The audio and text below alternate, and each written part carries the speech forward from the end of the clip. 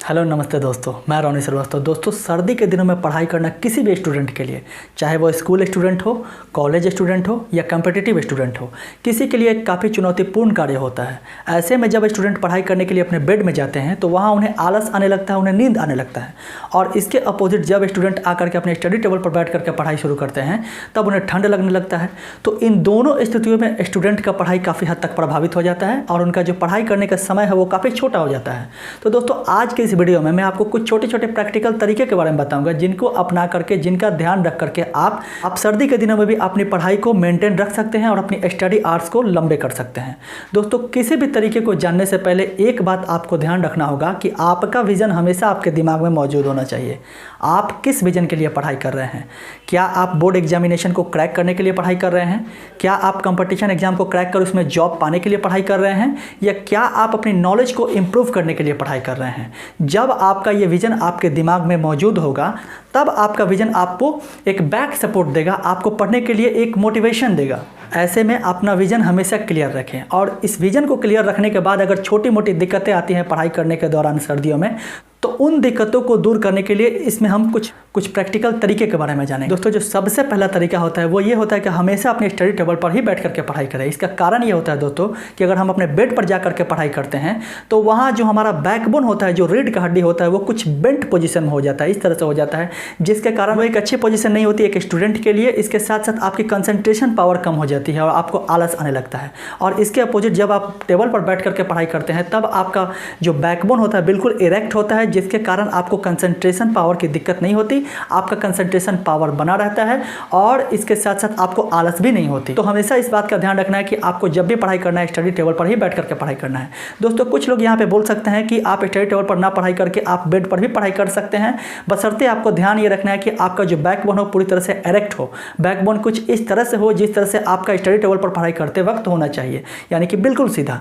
इस बात से दोस्तों इनकार नहीं किया जा सकता है, लेकिन हमें इस बात का भी ध्यान रखना होगा, इस बात को भी समझना होगा कि बचपन से लेकर के अब तक हम लोगों ने अपने माइंड को किस तरह से ट्रेन किया है। अभी हम लोग बेड पर जाते हैं, अपनी बॉडी को पूरी तरह से रिलैक्स करते हैं, तो बॉडी के पूरी तरह से रिलैक्स होने के कारण हमारे सब कॉन्शियस माइंड को ये सिग्नल चला जाता है कि बॉडी पूरी तरह से रिलैक्स हो चुकी है, अतः इसको नींद की ज़रूरत है। और इस कारण हम कुछ ही देर बाद स्लीपी महसूस करने लगते हैं और सो भी जाते हैं, जिसके कारण हमारी पढ़ाई अच्छी तरह से नहीं हो पाती। और अगर हम बात करें स्टडी टेबल की, तो स्टडी टेबल पूरी तरह से डेडिकेटेड है पढ़ाई करने के लिए ही। जब एक स्टूडेंट स्टडी टेबल पर बैठ करके पढ़ाई करता है तो उसके दिमाग में ये बात होता है कि जिस टेबल पर मैं बैठ करके पढ़ाई कर रहा हूँ वो पढ़ाई करने के लिए ही है, यानी कि मैं यहाँ तभी बैठा हूँ जब मुझे पढ़ाई करना ही है। तो इसके बाद अगर नींद आता है तो ये काफ़ी एक्सटर्नल फैक्टर्स पर डिपेंड करता है। दोस्तों, मेरी भी यही सजेशन है कि आप स्टडी टेबल पर ही बैठ करके पढ़ाई करें, चेयर टेबल पर ही बैठ करके पढ़ाई करें। दोस्तों, जो दूसरा तरीका है वो ये है कि ठंड से अपने आप को काफ़ी हद तक सुरक्षित करके पढ़ें। इसका मतलब है कि आप जब भी पढ़ाई करें गर्म कपड़े पहन करके ही पढ़ाई करें। आप स्वेटर, जैकेट, गर्म टोपी, अपने पैरों में सॉक्स, इवन शूज भी आप पहन करके पढ़ाई करें। जब आप अपने आप को पूरी तरह से ठंड से सुरक्षित करके पढ़ाई करेंगे तो इससे जो ठंड का प्रभाव आपके ऊपर पड़ने वाला है वो काफ़ी हद तक कम हो जाएगा। और सर्दी के दिनों में स्टूडेंट की यही तो समस्या होती है, यही तो मूल कारण है स्टूडेंट के पढ़ाई न करने का, क्योंकि ठंड का प्रभाव उनके ऊपर बहुत ज़्यादा पड़ता है, जिसके कारण स्टूडेंट बेड में जाकर के पढ़ाई करने लगते हैं और जिनके कारण उन्हें आलस आने लगता है, पढ़ाई नहीं हो पाता।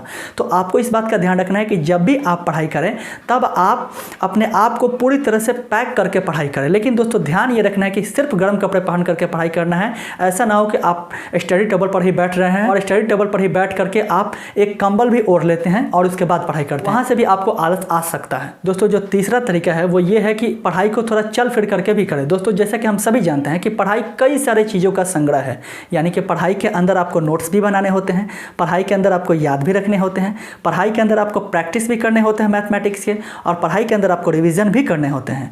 तो जब आपको किसी भी सब्जेक्ट का रिवीजन करना हो तब आप अपने स्टडी टेबल से उठ जाइए और जिस भी नोटबुक से आपको रिवीजन करना हो या जिस भी बुक से आपको रिवीजन करना हो, उस बुक या उस नोटबुक को लेकर के जिस भी माहौल में आप पढ़ रहे हैं, अगर आप एक स्टडी रूम में पढ़ रहे हैं या आप जहाँ भी पढ़ रहे हैं वहीं पर चलते चलते थोड़ा सा वॉकिंग करके आप रिवीजन करना शुरू कर दीजिए। ऐसे में होगा होगा ये कि अगर आप ज़्यादा देर तक अगर आप स्टडी टेबल पर बैठ करके पढ़ाई कर चुके होते हैं तब आपके दिमाग को एक वेरिएशन मिलता है, और वेरिएशन आपके दिमाग के लिए बहुत ज़रूरी है, आपके स्टडी को लंबे समय तक करने के लिए बहुत ज़रूरी है। इसके साथ साथ आपका दिमाग चलने की वजह से, वॉकिंग करने की वजह से आपका दिमाग और आपका बॉडी भी पहले से ज़्यादा एक्टिवेट हो चुका है पढ़ने के लिए, अब पहले से ज़्यादा कंसंट्रेशन उसमें बढ़ चुका है। तो जो चौथा तरीका है वो ये है कि कॉफ़ी का भी सेवन करते रहें। कॉफ़ी आपको ठंड से कुछ हद तक बचाव करता ही है, इसके साथ साथ कॉफ़ी में कैफीन पाया जाता है जो आपकी कंसंट्रेशन पावर को बढ़ाने के लिए बहुत सहायक होता है। जब भी स्टूडेंट पढ़ाई करता है खासकर ठंड के दिनों में तो 1 से 2 कप कॉफ़ी पर डे उसे पीना ही पीना चाहिए।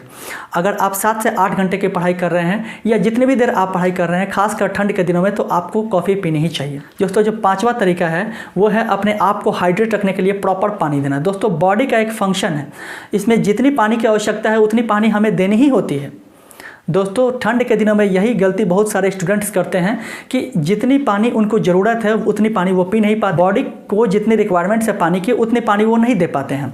उन्हें जब प्यास लगती है तो वो पीते हैं, जिसके कारण उनका इफेक्ट, इनका सीधा सीधा इफेक्ट उनके पढ़ाई पर पड़ता है, जिनके कारण उसका स्टडी प्रभावित होता है। अतः आपको एक दिन में 5 से 6 लीटर पानी कंज्यूम करनी ही चाहिए। आप स्टडी के दौरान भी थोड़ी थोड़ी हल्के हल्के पानी कंज्यूम करें। तो अगर अब तक जितनी भी बातें मैंने कही अगर सबको समराइज़ करके मैं बोलूँ तो मैं ये बोल सकता हूँ कि आपको स्टडी टेबल पर ही पढ़ाई करनी है। इसके साथ साथ दूसरी बात मैंने ये बताया कि आपको गर्म कपड़े पहन करके ही पढ़ाई करनी है। तीसरी बात मैंने ये बताया कि आपको अगर रिवीजन करना है तो आप थोड़ा चल फिर करके भी कर सकते हैं। और चौथी बात मैंने ये बताया कि कॉफ़ी 1 से 2 कप आपको पर डे कंज्यूम करना है। और पाँचवीं बात मैंने ये बताया कि आपको पानी ज़रूर कंज्यूम करना है 4 से 5 लीटर एक दिन में। Thanks for watching.